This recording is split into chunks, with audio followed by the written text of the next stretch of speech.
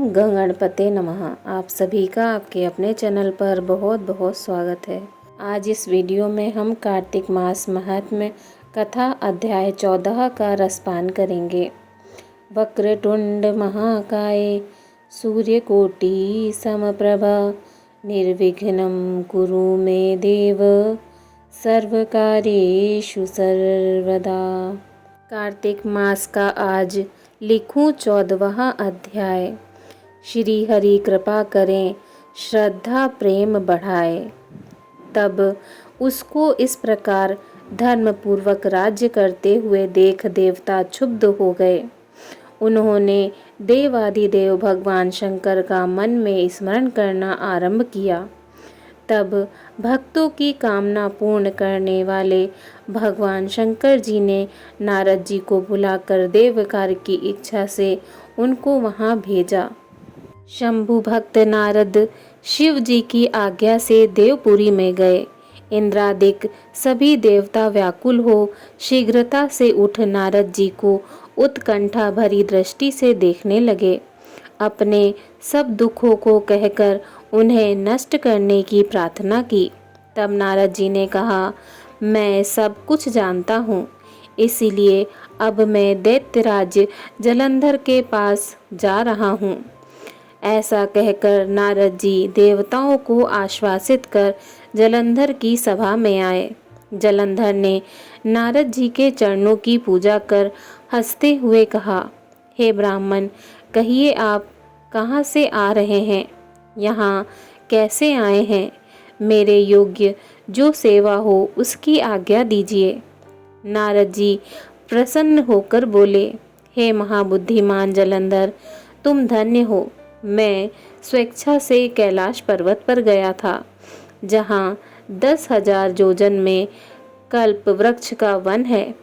वहाँ मैंने सैकड़ों कामधेनुओं को विचरते हुए देखा तथा यह भी देखा कि वह चिंतामणि से प्रकाशित परम दिव्य अद्भुत और सब कुछ स्वर्णमय है। मैंने वहाँ पार्वती के साथ स्थित शंकर जी को भी देखा, जो सर्वांग सुंदर गौरवर्ण त्रिनेत्र और मस्तक पर चंद्रमा धारण किए हुए हैं। उन्हें देखकर मुझे बड़ा आश्चर्य हुआ कि इनके समान समृद्धशाली त्रिलोकी में कोई है या नहीं। हे दैत्येंद्र, उसी समय मुझे तुम्हारी समृद्धि का स्मरण हो आया और उसे देखने की इच्छा से ही मैं तुम्हारे पास चला आया हूँ। यह सुनकर जलंधर को बड़ा हर्ष हुआ। उसने नारद जी को अपनी सब समृद्धि दिखला दी। उसे देख नारद जी ने जलंधर की बड़ी प्रशंसा की और कहा कि निश्चय ही तुम त्रिलोकपति होने के योग्य थे। ब्रह्मा जी का हंसयुक्त विमान तुम ले आए हो और भूलोक, पाताल और पृथ्वी पर जितने भी रत्न आदि हैं, सब तुम्हारे ही तो हैं। ऐरावत, उच्चैश्रवा घोड़ा, कल्पवृक्ष और कुबेर की निधि भी तुम्हारे पास है। मणियों और रत्नों के ढेर भी तुम्हारे पास लगे हुए हैं। इससे मैं बड़ा प्रसन्न हूँ, परंतु तुम्हारे पास कोई स्त्री रत्न नहीं है। उसके बिना तुम्हारा यह सब फीका है। तुम किसी स्त्री रत्न को ग्रहण करो। नारद जी के ऐसे वचन सुनकर दैत्यराज काम से व्याकुल हो गया। उसने नारद जी को प्रणाम कर पूछा कि ऐसी स्त्री कहाँ मिलेगी जो सब रत्नों में श्रेष्ठ हो। नारद जी ने कहा, ऐसा रत्न तो कैलाश पर्वत में योगी शंकर जी के पास ही है। उनकी सर्वांग सुंदरी पत्नी देवी पार्वती बहुत ही मनोहर हैं। उनके समान सुंदर मैं किसी और को नहीं देखता।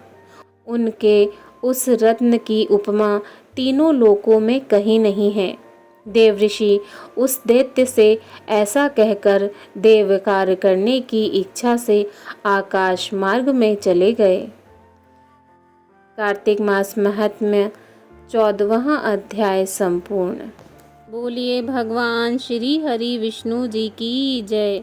ओम नमो भगवते वासुदेवाय नमः।